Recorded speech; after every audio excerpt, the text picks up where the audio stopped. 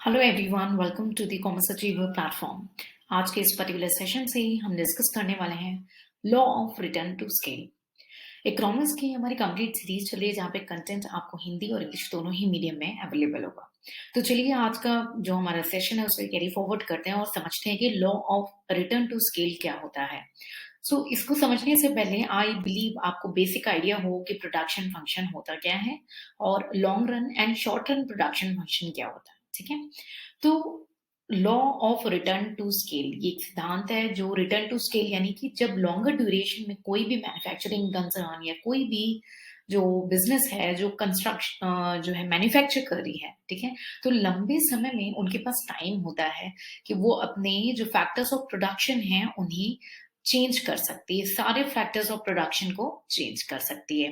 ठीक है, तो यहाँ पे इस पर्टिकुलर सिचुएशन में जो हमारे मेनली फैक्टर्स ऑफ प्रोडक्शन है, लैंड, लेबर, कैपिटल, एंटरप्रेन्योर जो हम जनरली मान करके चलते हैं, law of return to scale में बोला कि जब स्केल को बढ़ाना है, यानी आपको अपने बिजनेस की स्केल को बढ़ाना है, आउटपुट को बढ़ाना है, तो आप सारे फैक्टर्स इन प्रोडक्शन को चेंज कर सकते हैं क्योंकि आपने एक लॉन्गर ड्यूरेशन का समय लिया है। ठीक है, तो ये तो हमने समझा ले लैंग्वेज में, क्विकली एक वर्ड एक ट्रीट करते हैं, फिर फर्दर बढ़ेंगे इस सेशन में। Law of return to scale. A change in scale means that all the factors of production are increased or decreased in the same proportion. Okay, so when they are increasing in the same proportion. When they are decreasing in the same proportion. Okay, so it is a quantitative change. We have seen that there is a quantitative change in output of the firm or industry resulting from the proportionate increase in all the inputs. Means when you are increasing, for example, all the inputs, whatever the input you are using for the manufacturing of your product, your output will go in same direction. Okay, so how it can be possible? It is possible only when you have a time to change. Okay, तो आप इसे कब बदल सकते हैं? जब आपके पास समय हो।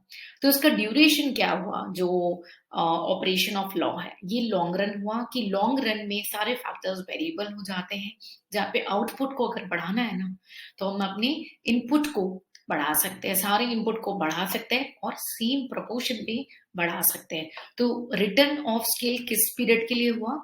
लॉन्ग ड्यूरेशन के लिए हुआ। कोई भी चीज ना आपको यहाँ पे रटनी नहीं है, अंडरस्टैंड करनी है। प्रोडक्शन फंक्शन का कंप्लीट सीरीज हमने कवर अप कर लिया और इकोनॉमिक्स हम कवर अप करेंगे विद टाइम टू टाइम। ठीक है, सो एक बार क्विकली रीड करते हैं operation of this law. In the long run, all the factors of production are variable, and even the scale of production can be changed according to the demand of various goods and services in the economy. The return to scale are concerned with the long run production function. So I believe आपने return to scale अब रट के नहीं जाएंगे, आप उसे understand करेंगे। ठीक है, सो इसका जो एजम्पशन है इस लॉ का, क्या एजम्पशन है कि फर्म केवल दो ही फैक्टर्स ऑफ प्रोडक्शन यूज करे, यानी इनपुट यूज करे, कैपिटल एंड लेबर। ठीक है, कैपिटल और लेबर जो है वो एक फिक्स्ड प्रोपोर्शन में बढ़ रहे हैं, एज ए इनपुट वो एक फिक्स्ड प्रोपोर्शन में बढ़ रहे हैं ताकि वो आउटपुट एक डिजायर्ड आउटपुट दे सके। क्लियर? प्राइजेस जो होंगे वो चेंज नहीं होंगे, प्राइजेस को फिक्स्ड माना जाएगा, तभी हम उन्हें एक ही प्रोपोर्शन पे बढ़ा पाएंगे। क्लियर? और उसके बाद जो टेक्नोलॉजी है, जो भी स्टेट ऑफ टेक्नोलॉजी है वो क्या होगी? फिक्स्ड होगी। ठीक है, सो assumptions. The firm is using only two factors of production, that are capital and labor. Labor and capital are combined in one fixed proportion. Prices of factors do not change. State of technology is fixed. ठीक है, तो हमने assumption समझा return to scale के बारे में, हमने एक ब्रीफ आइडिया लिया कि रिटर्न ऑफ स्केल होता क्या है और कौन से ड्यूरेशन से ये कोरिलेटेड है। सो आई बिलीव अब तक आपने कोई भी चीज यहाँ पे रटी ना हो, आपने उसे अंडरस्टैंड किया हो, और अगर कोई क्वेरी है तो उसे आप डिस्कस करेंगे, क्लियर करेंगे और अपने साथ लेके नहीं जाएंगे। ठीक है, तो ये बेसिक आइडिया था हमारे रिटर्न टू स्केल का। ठीक है, तो अब क्विकली जो है हम फर्दर बढ़ते हैं। नेक्स्ट हम देखते हैं इसके कौन कौन से स्टेजेस हैं। पहला constant of return to scale, यानी फर्स्ट तो आपका वैसे इंक्रीजिंग रिटर्न टू स्केल है, then constant, and third one is the decreasing. ठीक है, तो इंक्रीजिंग, कांस्टेंट एंड डिक्रीजिंग, इसको हम डायग्राम के थ्रू अंडरस्टैंड करेंगे। हमारे सामने डायग्राम है law of return to scale का, जहां पे हम देख रहे हैं कैसे इंक्रीजिंग रिटर्न जो हमारा फर्स्ट स्टेज है वो इनपुट की स्केल पे थर्ड पॉइंट पे एंड कर रहा है।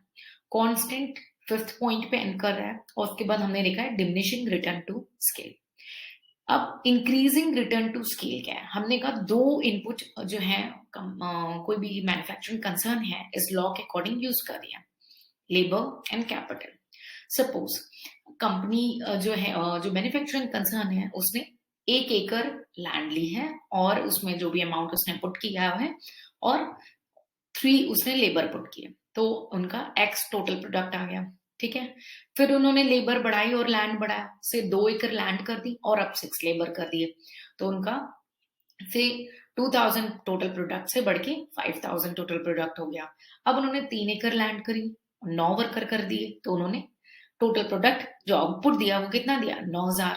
ठीक है, ऐसे उन्होंने एक लेवल तक किया। वो स्टेज 1 पे हमने क्या देखा कि जब आउटपुट इंक्रीज हो रहा है, ठीक है, वो ज्यादा प्रोपोर्शनेट में हो रहा है, यानी थोड़ी सी लेबर और कैपिटल मिलाने पे हमें जो फाइनल प्रोडक्ट मिल रहा है वो ज्यादा अच्छे से मिल रहा है। इसको हम पढ़ेंगे इकोनॉमीज ऑफ स्केल में भी, और हम economies of scale and diseconomies of scale को भी सेपरेटली कवर अप करेंगे, लेकिन उसके डॉट यहीं पे आपको समझना है। ठीक है, तो क्या हुआ? सब कुछ फेवरेबल है। आपने अगर मानिए 10 इनपुट लगाए तो उसका रिजल्ट से आउटपुट कितना आ गया? 15 आ गया, से 20 आ गया। ठीक है, तो आउटपुट क्या आ रहा है? ज्यादा आ रहा है एज कंपेयर टू दी जितने का आपने इनपुट दिया है। ठीक है, तो इंक्रीजिंग रिटर्न टू स्केल हमें जनरली देखना मिल रहा है, इसको हम बोलते हैं इंटरनल इकोनॉमीज। और अगर हम कॉप डॉगलर प्रोडक्शन फंक्शन से लिंक करें तो इसमें हमने देखा है a plus b is greater than 1 दिखाता है। ठीक है, हमने ऑलरेडी कवर अप किया हुआ है कॉप डॉगलर प्रोडक्शन फंक्शन। ठीक है, तो इंक्रीजिंग रिटर्न टू स्केल क्या हुआ आपका? ये स्टेज 1 है जहां पे आउटपुट इंक्रीज कर रहा है लेकिन ग्रेटर प्रपोर्शन पे as compare to your input. ठीक है, आउटपुट आपका कंपैरेटिवली इनपुट से ज्यादा है। ठीक है, रीजन क्या हो सकता है? शुरू में क्या है? फॉर्म एक्सपैंड हो रही है। ठीक है, बिगनिंग पीरियड है, फॉर्म इंक्रीज हो रही है, एक्सपैंड हो रही है। ठीक है, और जो कुछ फैक्टर्स हैं वो इनविजिबल हैं। फैक्टर्स लाइक जो है smart division of the labour है, रिटर्न्स जो है लार्जर आउटपुट लेकर के आ रहे हैं। ठीक है, तो अच्छा इनपुट यूज हो रहा है और ड्यू टू पॉसिबिलिटी की स्पेशलाइजेशन हो रहा है। ठीक है, मशीनरी अच्छी अच्छी मशीनरी यूज हो रही है, तो हमें क्या है, जितना हमने इनपुट दिया उससे ज्यादा हमें आउटपुट। स्किल्ड लेबर है तो ज्यादा आउटपुट, 3 लेबर है ज्यादा आउटपुट दे दिया। ठीक, सेकेंड स्टेज पे चलते हैं, कॉन्स्टेंट रिटर्न टू स्केल। ठीक है, यहाँ पे आउटपुट जो बढ़ रहा है वो इनपुट के बराबर है, यानी से 100% इनपुट डाला तो 100% आउटपुट, सेम प्रपोर्शन। ठीक है, यहाँ पे जितना आपने जिस प्रपोर्शन पे इनपुट डाला है उतने ही प्रपोर्शन में आउटपुट होगा। ठीक है, और इस केस में जो प्रोडक्शन फंक्शन है इकोनॉमी का वो जनरली क्या है? कांस्टेंट हमें रिटर्न टू स्केल दिखाता है, और इंडिविजुअल जो है इस फेज को थोड़ा सा लॉन्गेस्ट फेज भी बोला गया है। जो कांस्टेंट फेज होता है वो लॉन्गेस्ट फेज होता है कांस्टेंट रिटर्न टू स्केल की लाइफ टाइम में, और यही वजह है कि इस स्टेज को कांस्टेंट रिटर्न टू स्केल को जो एज है उसकी जो लॉन्गर होने की वजह से इसे एक और नाम से बुलाया जाता है लीनियर होमोजीनियस प्रोडक्शन फंक्शन। ध्यान से सुनिएगा, लीनियर होमोजीनियस प्रोडक्शन फंक्शन। नाम क्यों है? लीनियर आपको लाइन दिख रही है, होमोजीनियस यानी सेम प्रोपोर्शनेट पे बढ़ रहे हैं प्रोडक्शन फंक्शन। ठीक है, लास्ट स्टेज है हमारी third stage, diminishing return to scale. आप देख सकते हैं हमारा 5th स्टेज के बाद डिमिनिशिंग होते हुए नजर आ रहा है रिटर्न टू स्केल। तो डिमिनिशिंग रिटर्न में आपने अगर 10 लेबर डाली तो सपोज आपकी आउटपुट थी पहले 1000, अब आपने 20 लेबर कर दी तो आपकी जो आउटपुट इंक्रीज हुई से 1200 हुई। तो प्रपोर्शनेटली इंक्रीज नहीं हुई। अगर प्रपोर्शनेटली बात करें तो हमने अगर लेबर और कैपिटल को डबल किया यानी इनपुट को डबल किया है तो आउटपुट भी डबल होना चाहिए, लेकिन नहीं, एक स्टेज के बाद ना डिक्रीज होने लगता है। क्यों होता है? फॉर एग्जाम्पल स्केयर रिसोर्स, शुरू में बहुत अच्छे से आप प्रोडक्शन करते चले जाते हो, लेकिन एक स्टेज होने के बाद वो स्केयर्स होने की वजह से, लिमिटेड होने की वजह से आपकी डिक्लाइनिंग स्टेज शुरू हो जाती है। ठीक है, तो यहाँ पे आउटपुट इंक्रीज कर रहा है स्मॉलर प्रोपोर्शन पे as compare to your input. ठीक है, तो ये जो है फॉर्म यहाँ पे इंक्रीज तो कर रही है अपने इनपुट्स को, ठीक है, बट अब वो अनइकोनॉमिकल हो गया। अब वो उतना अच्छा रिजल्ट एक फॉर्म को नहीं दे रहा, एक मैन्युफैक्चरिंग कंसर्न को नहीं दे रहा। एक सर्टेन एक्सटेंट तक बढ़ा, ठीक है, लेकिन अब जितना भी इनपुट लगा ले, भाई आपके पास लेबर आपने लगा दिए, बहुत सारे आपने लेबर भी लगा दिए, आपने फैक्ट्री भी खोली फॉर एग्जाम्पल, लेकिन आप आउटपुट नहीं बढ़ा पा रहे हैं। क्यों? Maybe due to any other factor आपने इनपुट सारा लगा दिया बट आपकी आउटपुट डिमांड ही लिमिटेड है, ठीक है? उस पर्टिकुलर सीज़न की डिमांड ही उतनी दी है, उस पर्टिकुलर प्रोडक्ट की डिमांड ही उतनी थी, तो आप आउटपुट नहीं बढ़ा पाएँगे, ठीक है? तो डिक्रीज़िंग रिटर्न टू स्केल हमें जो देखने को मिलता है, वो जनरली इंटरनल और एक्सटर्नल डिसइकोनॉमीज की वजह से देखने को मिलता है, यानी कि मैनेजमेंट में कोई डिफिकल्टीज है एक्सपेंशन वगैरह को लेकर के, कोऑर्डिनेशन नहीं हो पा रहा, कंट्रोलिंग नहीं है, ठीक है? और कॉप डॉगलस प्रोडक्शन फंक्शन के अकॉर्डिंग आपका ए प्लस बी आपका आपको लेस देन 1, ठीक है? डिक्रीजिंग रिटर्न टू स्केल, ठीक है? इसको एक एग्जाम्पल के साथ भी मैंने आपको यहाँ पे डिस्क्लोज किया है, जहाँ पे ए टू बी 100% बड़ा इनपुट, तो आउटपुट हमें 200% मिल रहा है। अच्छी मशीनरी, स्किल लेबर, है ना? फॉर एग्जाम्पल, ठीक है? उसके बाद कांस्टेंट रिटर्न, 100% इनपुट बढ़ा, 100% आउटपुट है। एंड थर्ड स्टेज हमारा डिक्रीजिंग, आपने 100% इनपुट डाल दिया लेकिन आउटपुट कम हुआ, रिसोर्सेस आर स्केयर, ठीक है?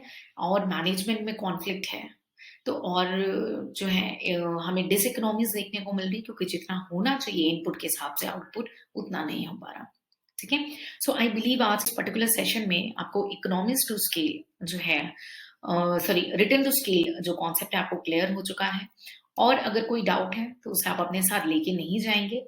इस पर्टिकुलर सेशन की जो पीडीएफ लिंक है आपके साथ वेबसाइट पे शेयर कर दी जाएगी, और उसकी लिंक जो है आपको डिस्क्रिप्शन में शेयर कर दी जाएगी। इकोनॉमिक्स की कंप्लीट सीरीज कवर हो रही है with time to time detail understanding, और एमसीक्यूज प्रैक्टिस भी हम करेंगे। So it this is going to be your only platform जहाँ पे आप कॉमर्स एंड अकाउंटेंसी से related and economics and every subject से रिलेटेड आप यहाँ पे सारे कोर्सेज को कवर अप कर सकते हैं। सो मिलेंगे नेक्स्ट सेशन में, कुछ नया सीखेंगे इकोनॉमिक्स में। Till then take care, bye bye and जय हिंद।